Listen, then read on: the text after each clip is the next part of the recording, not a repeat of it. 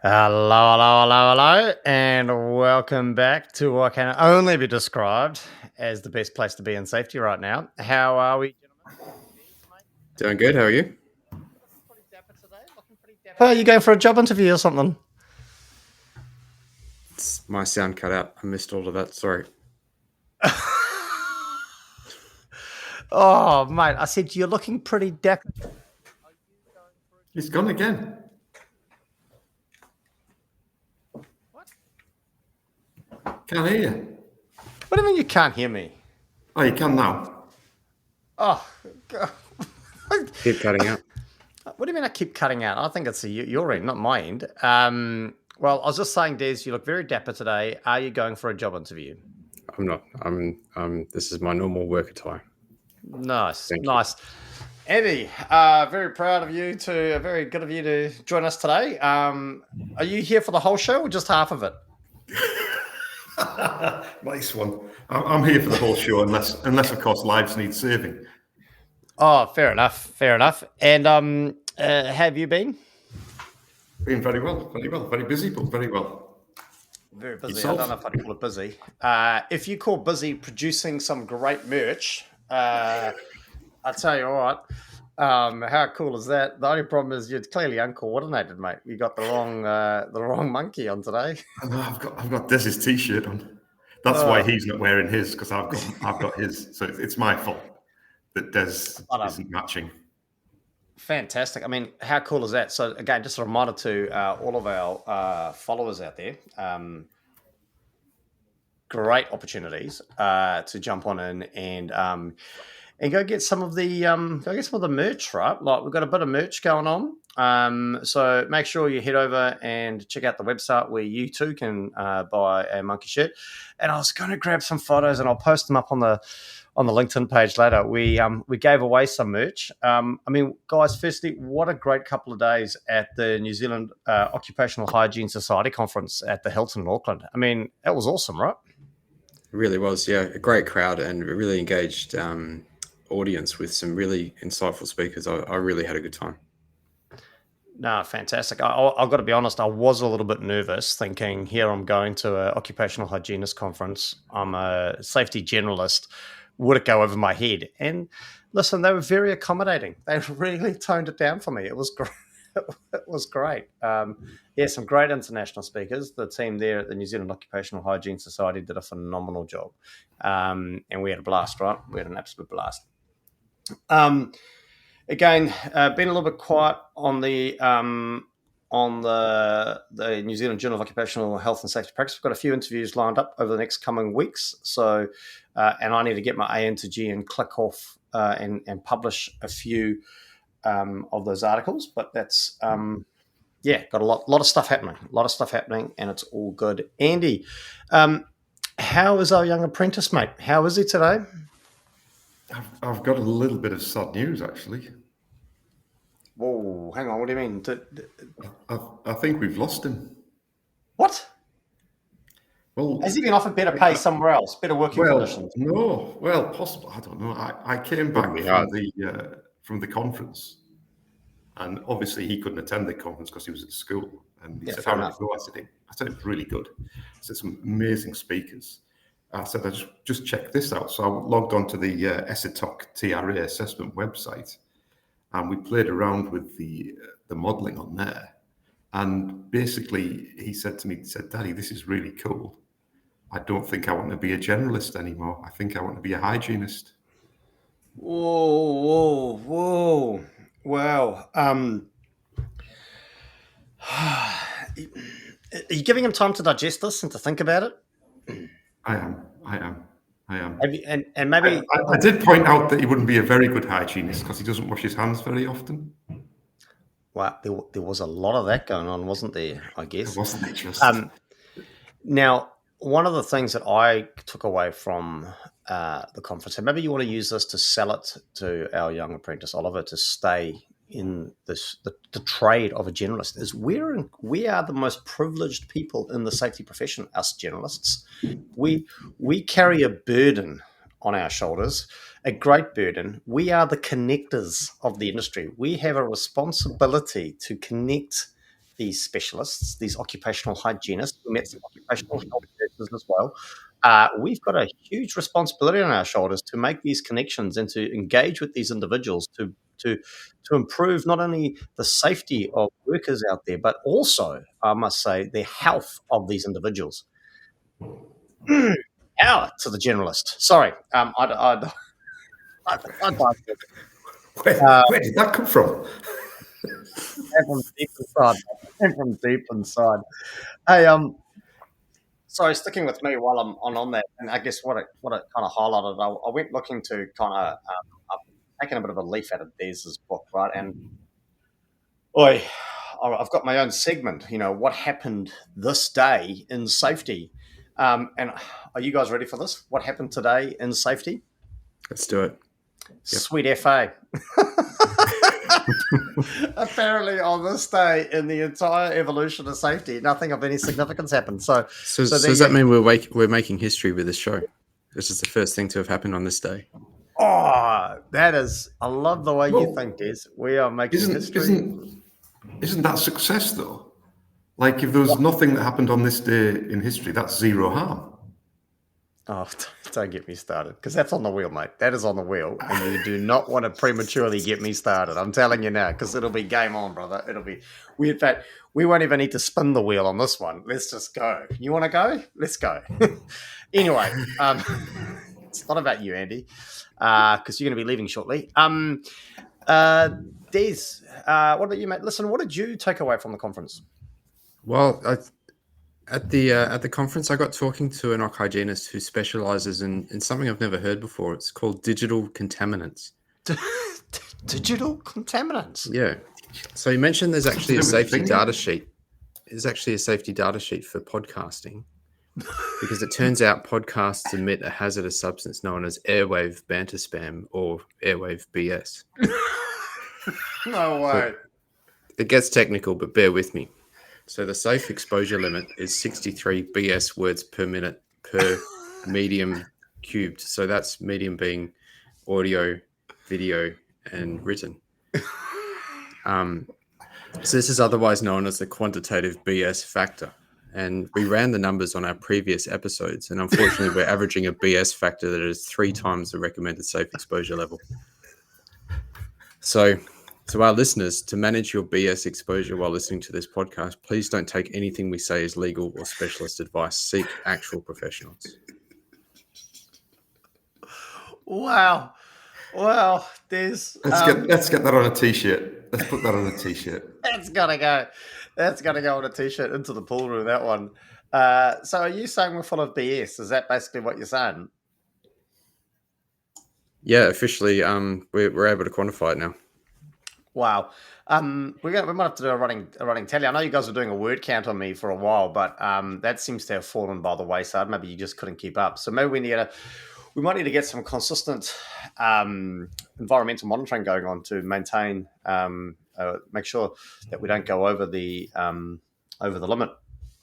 Talking about, oh wow, Des is.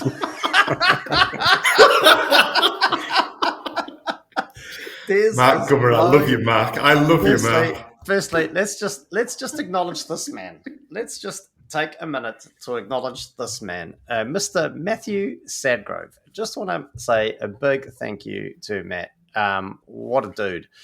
Not only is he a fan of the show, poor him, but this man turned up to the Occupational Hygienist Conference, and he stepped in because Andy was working, and Matt joined Des and I on day one of the National Occupational Hygienist Conference, and he helped deliver a phenomenal day one.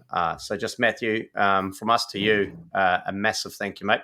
And he'll be wearing his merch at the board meeting. Oh yeah! And he also delivered a fantastic talk on day 2. I know. I missed it. I absolutely missed it. I was gutted. Lucky for you, Des, you got to see it. Yeah, massive thank you to Matt. And mate, wear that merch with pride. You can only be classed as what we call the fourth monkey. So it's a great effort. But Des is blowing up on the stage here. Robert Macaulay, welcome back to the party. Can you publish this knowledge, please, Des? We're going to need you to publish that safety data sheet on stuff. And here we go. Mark Gummer, friend of the show. Des is over the limit already. And then there is this disclaimer. We might have to do a BS study and maybe following that a BS interview as well. Wow. Well, so just a reminder, if you're tuning in, maybe you're tuning in after the show. Maybe you're listening live on Spotify. Maybe you're dialing in on our YouTube channel after the show. A reminder, we go live every second Friday on our LinkedIn channel, 8:15 a.m. New Zealand Standard Median Time. I think that's how you say that, where you too can join in the chat function and you can engage and get interactive in the show. I was actually thinking, I know we're going to get into this because we're going to run out of time shortly, but I'm going to try to figure out how we can do a call-in where people could call in.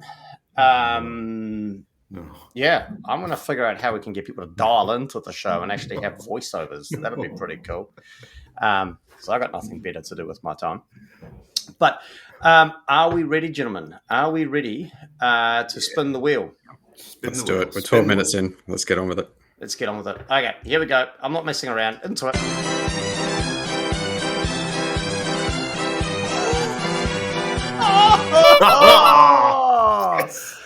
Wow. Well, here we go.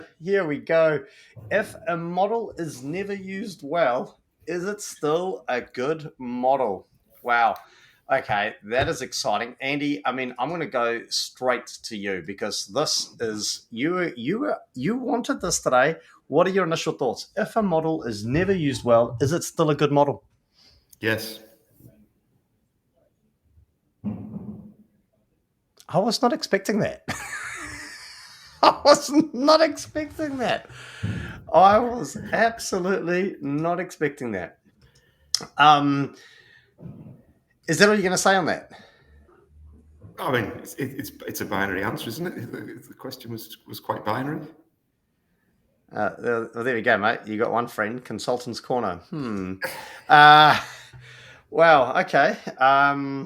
Good thing we took 12 minutes to get to the spinning wheel of death. Thank you, Andy, because I was expecting a few more words. Yeah, this is your topic, in fact, wasn't it? Wasn't this you? Did you put this on the board? I think I probably did. I think it might have been. Do you actually want to be? Hang on. No, serious question. I mean, are you actually engaged in this process? Because, mate, you don't even remember if you putting your own stuff on the board, man. I don't even remember. I didn't even remember it was a 2-day conference.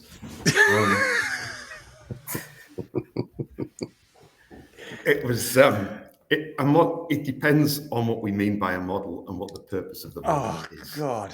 Okay, moving on. Des, your thoughts, mate. If a model is never used well, is it still a good model? What are you thinking, mate? If it's never used well, it's a terrible model.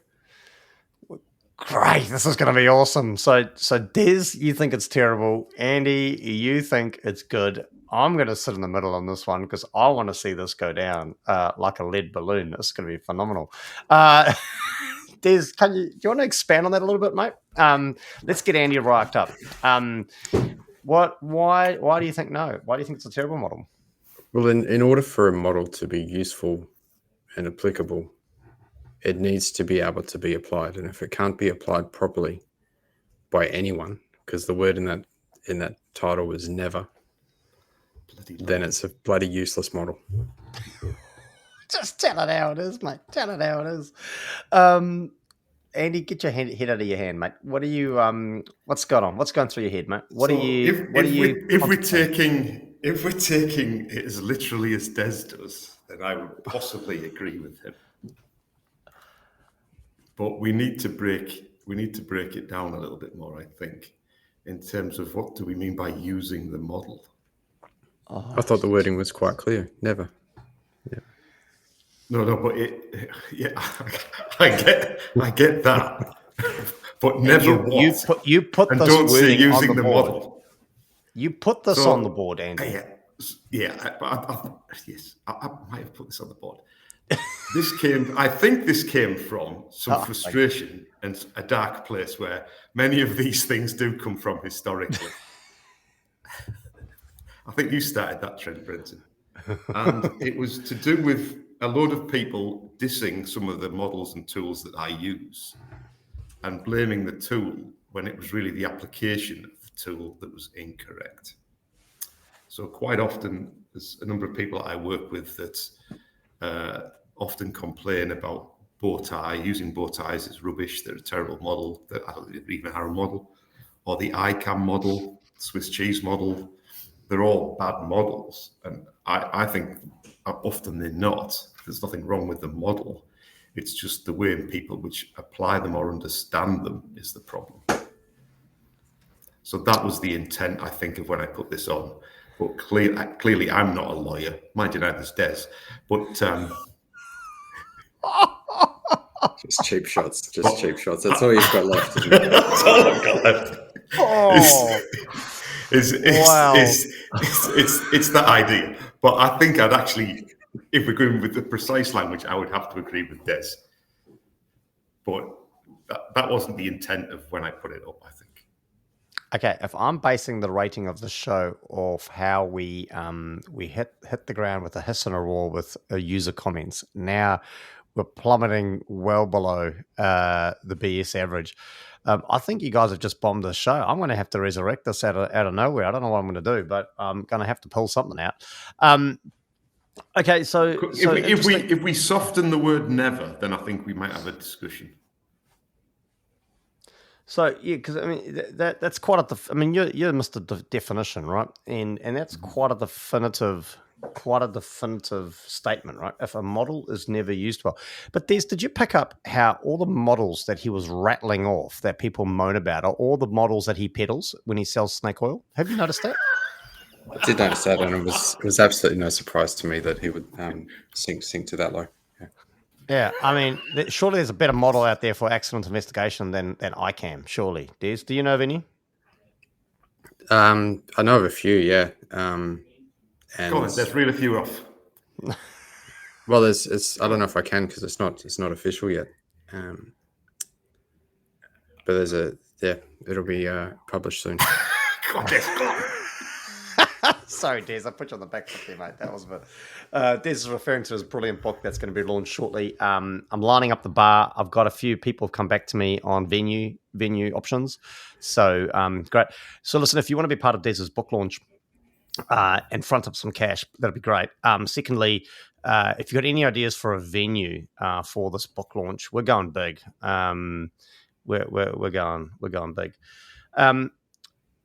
So if a model is never used well, is it still a good model? So Andy, you've kind of broken down your thoughts are that, there's a bunch of traditional models out there that are being used and can be used. And there's also a bunch of new models out there, right? So we could argue there's a bunch of new supposedly models out there. There's listening to Andy kind of break it down a bit more like that around, users often will blame the model or the tool.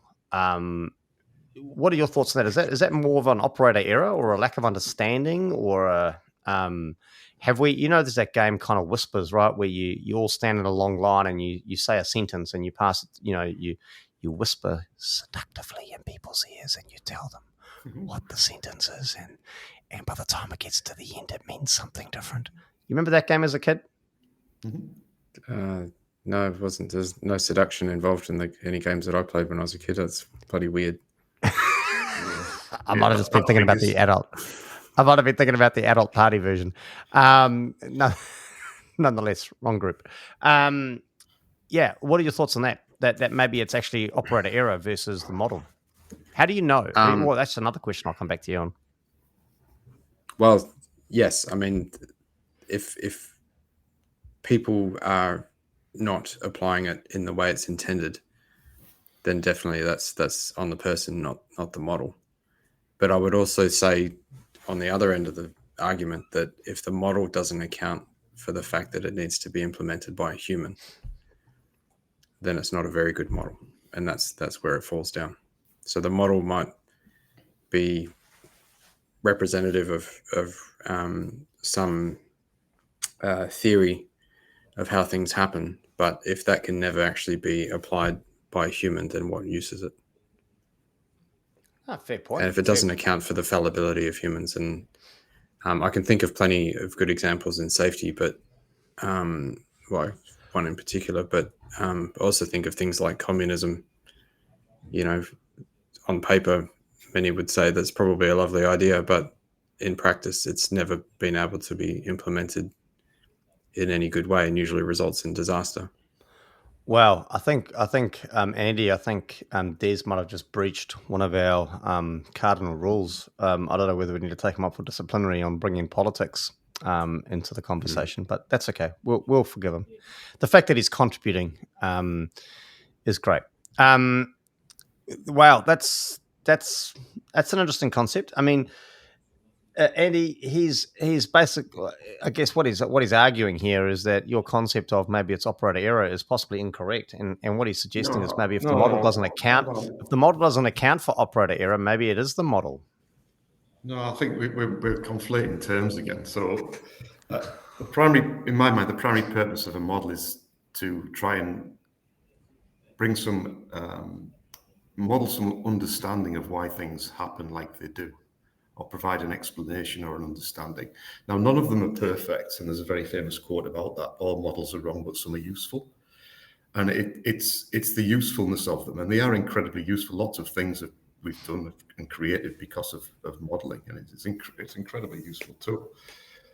In terms of taking a model and then applying it broadly and getting to change people's behavior, I think that's a completely different piece. And I think this is why I keep saying we need to define clearly what we mean by these terms.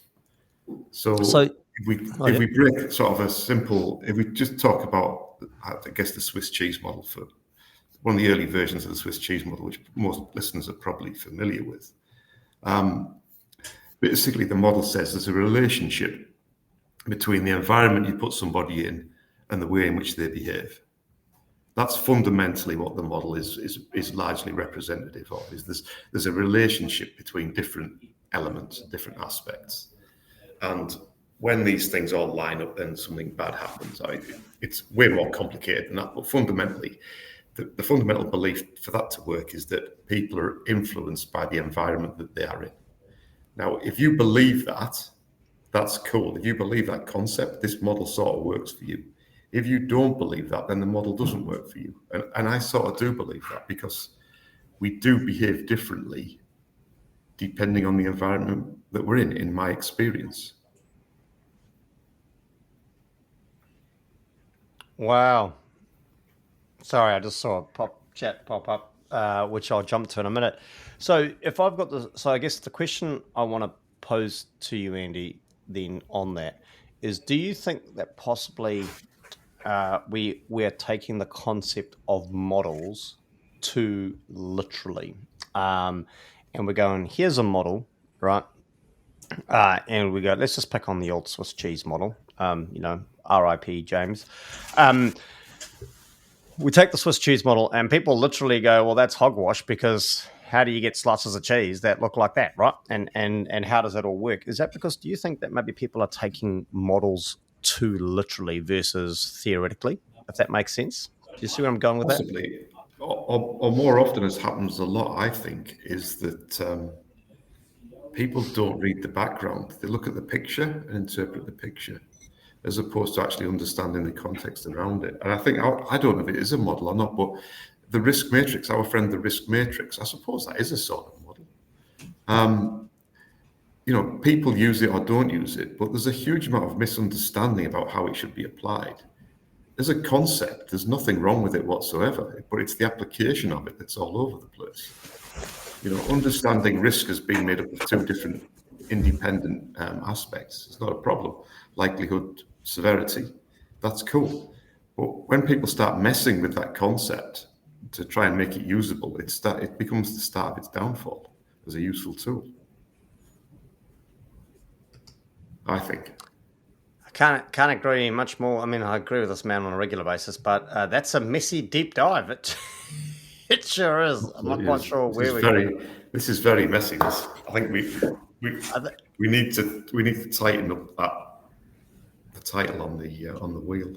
But Matt also has a. Although I did send out an email with some suggested tightening up of some of the questions, and I don't think I got a unanimous response back. So, feel free to check your emails, gentlemen, and feel free to reply at some point. I can't carry the show all the time. Like us, I guess we've got expiry dates, right? At some point, no one's going to enjoy listening in because Andy keeps rabbiting on about theoretical nonsense. But do you think models have an expiration date? Are you asking me? Oh, I'll go with Des. Yep, go with Des. No, probably not. I think they probably just get tested and refined and dismissed or affirmed. But I noticed the two examples that Andy gave are not ineffective models. They're actually not that bad. I want to look at another model that gets talked about a lot. We're not going down to politics or religion, or we're staying out of that space, or are we going there? We're in the safety space here. Okay, cool, sweet. And it's zero harm. And some advocates of zero harm. Yeah, it is. It's the idea that isn't that just two words? You can't just put two words out of thin air and say it's a model. It's the idea that your work and operations shouldn't result in any harm. That's a model of how things should happen. And is it? Advocates of zero harm say that when you present them with the idea that it doesn't work, and when you have that process in place and that model applied to your organization, you still have incidents. I say, well, that's because they're not applying it properly. But then if that's the case, it's never been applied properly. And I would say that makes it a terrible model. So yeah, cool. Okay, I do see where you're going with that. I mean, while Andy's getting caught up on whether it's a model or not a model and the semantics of it all. It's not a model. That's a philosophy or a belief. Are they not the same thing? Oh, here we go. Are a philosophy, belief, and model not the same thing? In order to have a philosophy or a belief, you need to base it on some version of reality, which is a model. So if it's not the model itself, it's certainly based on something that supports it. I guess that's the same theory with the Swiss cheese, the ICAM, the bow tie. It had to be a belief somewhere, right? Somebody believed something, created it into a model. I like where you're going with this, Des. I'm putting my money on you, fella. If I was a betting man. Right, man, this is I've been blindsided. This isn't right. Zero harm isn't a model. It's just two words. The concept, though, but that's the same thing. So is a concept a model? Swiss cheese is two words. I know I'm not the smartest one of the three of us, but Swiss cheese. Yeah, but it's edible. It doesn't make it a model based on your theory, though. Two words. Oh, even better. It is a model. That's one word. ICAM. I know it's an acronym, and I'm not stupid, but it's one acronym. No, the model shows connections between things. Zero harm doesn't show any connections. It's just describing a potential outcome or not outcome. You can't base your belief on whether it's a model or not based on the number of words in the title. Come on. Come on, Andy. But it's not like zero harm is... But even if zero harm is an outcome, it's still based on a set of beliefs that form a view of reality, which is a model. That model, it has to have that Nicola, kind of view supporting. There you go. A model is a simplified description, especially a mathematical one, of a system or process to assist calculations and predictions. Zero harm. It doesn't fit that. Simplified description. I think it does. Absolutely fits that. Zero harm's a model. I've got to argue this to the backbone. I'm with Des on this, mate. You can't say zero harm's not a model and then turn around the next sentence and say Swiss cheese is. Like you can't do that. Swiss cheese is a model. It demonstrates relationships between things.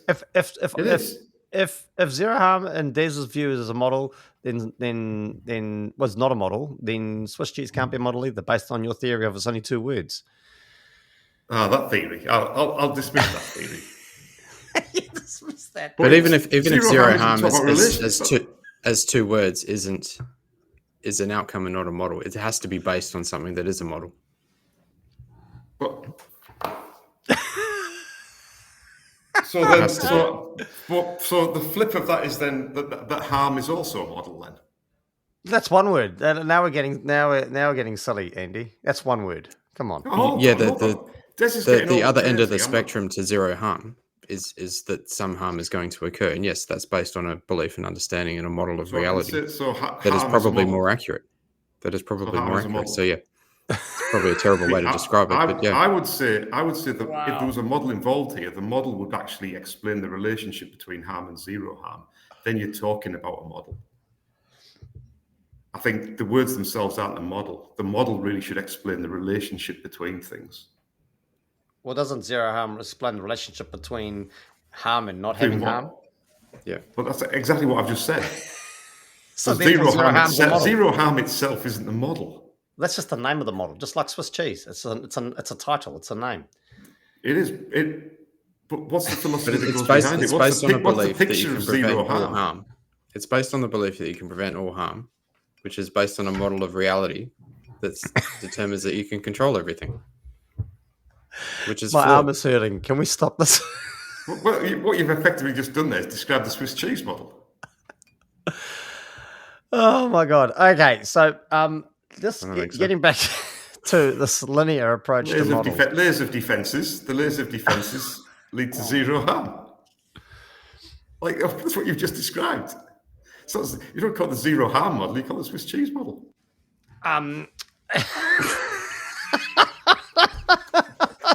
Just kicking off the show. I don't like what he's saying. Now, do I need to put you in the naughty corner again, Andy?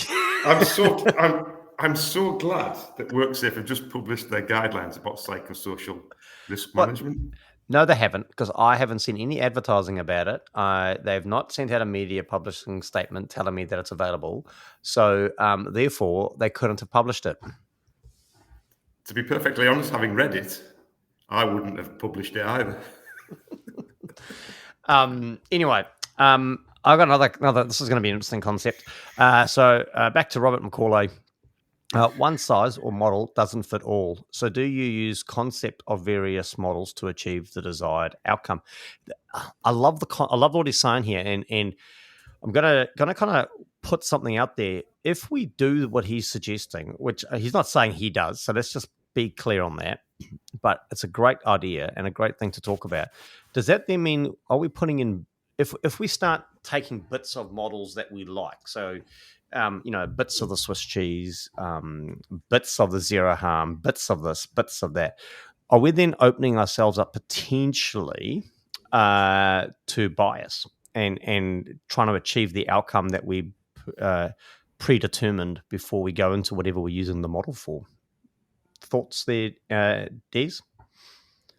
I don't think I understood the question. Can you say it again? So if we're doing what Richard suggested and we're grabbing bits and pieces of all the different models, and we're using the good bits or the bits that we like or the bits that make sense to us to create a Frankenstein of a model, effectively, do we not run the risk of bias taking over and using the models to achieve a predetermined outcome?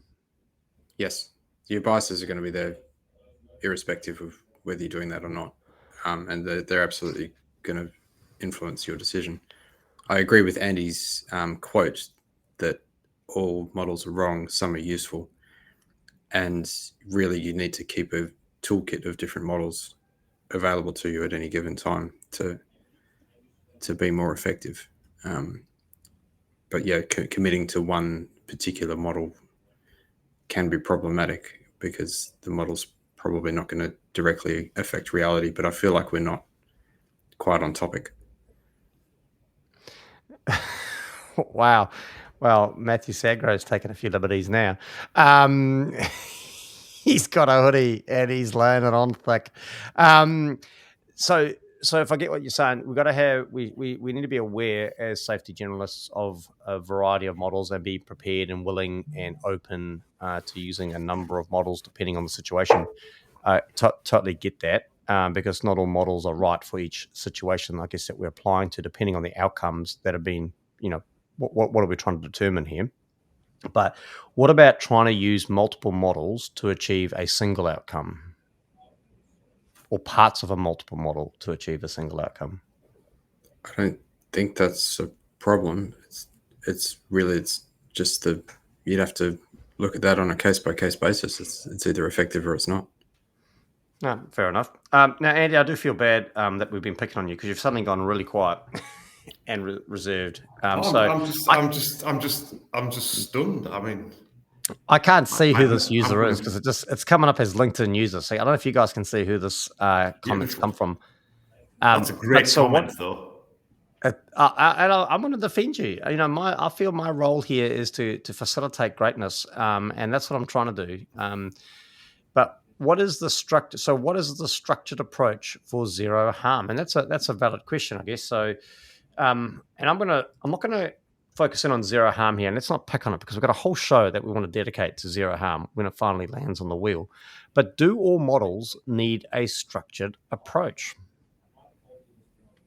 Well, I would say a model is a structured approach. It's a structured approach to mapping out the understanding of why something happens or why something exists or something like that. Explaining relationships. Okay. Yeah. Yeah. I would say no. I would distinguish a model from a methodology. Okay. Oh, here we go. Like this. So you're suggesting something that's structured is more of a methodology versus a model, which could be chaotic. Yeah. So Swiss cheese is the model. ICAM's the methodology. Wow. Love it. Oh, Andy's gone deep in thought here. And I'm going to throw it out there. Just going to see if I get a reaction. I practice a model when I'm facilitating, development programs is how I define them. I use a model known as organized chaos. Thoughts on that, Andy? Organized chaos. Is there such a thing? I mean, it's a model that I use all the time. Or is that not a model? It's a model that I apply to my day-to-day life. Could it be? Could that be used to explain something? I guess. I don't know. That's what I'm asking you for. But Bridgemarsh. I think we'll all realise that way back at that I was actually right in the first thing that I said. Almost that we need to clearly define our terms, and this is what happens all the time in safety. Is we end up having these conversations where fundamentally deep down we probably all agree, but we haven't defined the terms, so we end up arguing. I've got to disagree with you here. I think we're not agreeing on this at all. Bridgemarsh, though, she's jumped into the mix. I see models as concepts. Where they go wrong sometimes is when people try to make them into a rule. So interesting. That's a fascinating statement, and I don't think she's wrong on that. And I think it kind of goes back to what we're trying to say here. At what point does a model become a I can't remember what Des said now. I've gone blank. A methodology. A methodology. And again, I hate to do this. But that's interesting. If we go back to the original question that came up on the wheel. Yes. If we take that to the nth degree, the model's not about application. It's the methodology that's the application. I don't know, man. You wrote the statement. Yeah. So a model is just a thing, right? It's the application of the model. So using the model by default is always the application of it. So it's almost if there's no viable method, then the model's flawed. It depends what the desired outcome is to be, though. Wow. Well, surely it would be to at least indirectly prove that the model's correct in some way, shape, or form. And if no methodology that anyone's ever developed can do that, then it's probably a pretty terrible model, isn't it? Well, you could make a case that the person that developed the model developed it to explain something to themselves, and therefore it worked for them, and therefore never doesn't come into account. Well, listen. I've got places. If I developed a model that made sense to me, then we could never say it's never been used because it's been used by the person that developed it. What method did you use? It's irrelevant. Well, you just said a model needs a method. So if you've developed No, your I own didn't. model, No, I didn't say. and I it's didn't. correct, No, then that's not what I said. you've successfully used the method. That's not what I said, Your Honour. I'm trying. I think there's two separate things in the point that's being made, or the statement that came up on the wheel. And I think because we haven't clearly defined what is what, we've ended up in this situation. But do you like the way Andy frames these discussions? He's either right or it's ill-defined. He's never wrong. That's absolutely true. It's true. I don't, and that's my model. Yeah, it's like organised chaos, right? Like organised chaos. Anyway, that's a wrap. That's a wrap. I don't even. I don't even think we're going to be able to wrap up this topic because we don't have time. Well, we leave it on the wheel for another time. Well, let's put it to a vote. Do we need to finish this conversation? Let's see what the audience says, and we can leave it up there if they so desire. So, Des, just to wrap up, you got 30 seconds. Final words on if a model is never used well, is it still a good model? I don't think my mind has been changed. I think if it can never be used well, it's a bad model. It doesn't reflect reality because reality involves fallible humans. Yep. Andy? Oh, I haven't changed my mind at all. I mean, here's a question. Right. If the terms are defined correctly, then I'm clearly right. And that's my model. And that's my application of it. I've got to ask, are we still going to be friends? Of course. You're my besties.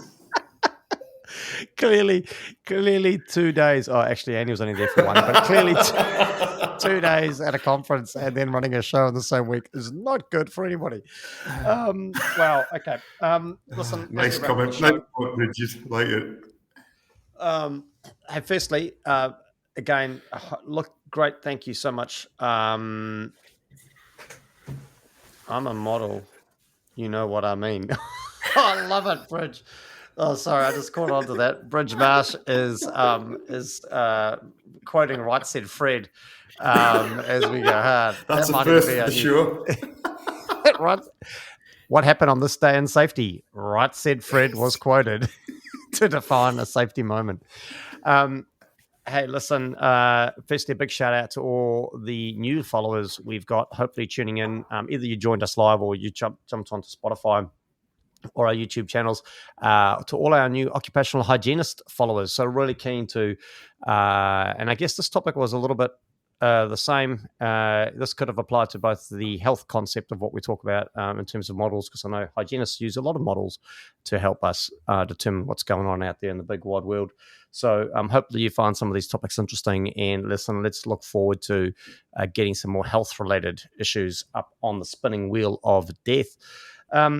Talking about followers, I'm a little bit nervous, Des. I might need your help on this. Our latest follower, he's out of Grand Rapids, Michigan, in the United States of America. This is Ray Sutcliffe II. So Ray Sutcliffe II.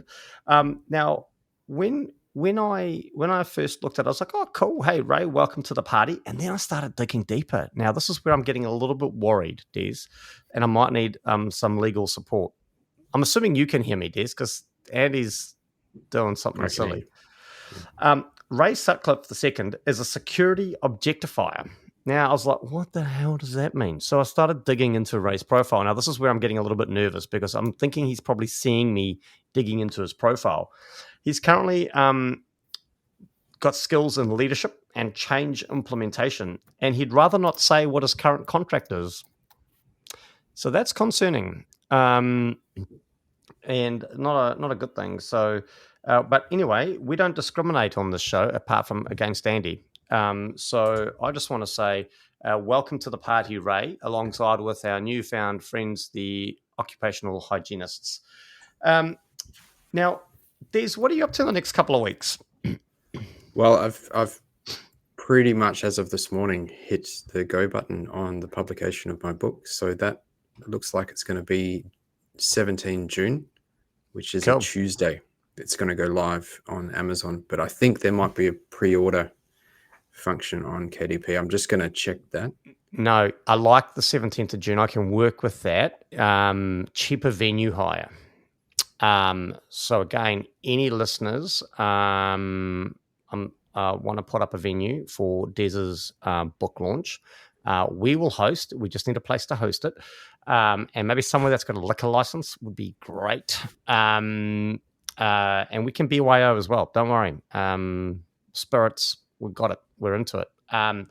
So can I just make it clear? I haven't endorsed this in any way, shape, or form. You don't need to endorse it, mate. I'm taking care of it. I remember at that business meeting. I've endorsed it. Oh, you're back. Welcome back to the party, Andy. Good to see you can join us finally. So party 17th of June, Andy. Lock that in your diary. We're just trying to find a venue. So if you've got anybody that has a venue, let us know. Now, Des, you've got a busy couple of weeks coming up. I've also just noticed browsing the NZISM newsletter. Come the 9th of July, 12 p.m. lunchtime drinks for you. The Forgotten Foundations of Investigation Evidence. What safety missed from the law. That's going to be exciting. I'm going to be tuning in for sure. Yeah. Well, it aligns with my book, and I'm going to reveal one of the takeaways from law that I've applied to safety with respect to evidence in an investigation. So I think it'll involve a questioning technique that I use as well when interviewing witnesses. Mate, if it's anything like what you did to Andy on today's show, I'm going to definitely be tuning in. That was some hard-ass questioning. Fantastic. And listen, I'm going to be a little bit busy coming up. We've got a few New Zealand Journal of Health and Safety Practice interviews coming up. I need to do a bit of editing and launch a few of those online. So watch our LinkedIn pages for those as we go live directly on our YouTube channel for those as we promote the New Zealand Journal of Health and Safety Practice. And again, once again, a big thank you to our friends at the New Zealand Occupational Hygiene Society. A phenomenal 2 days here in Tamaki Makaurau at the Hilton. Nothing but a blast.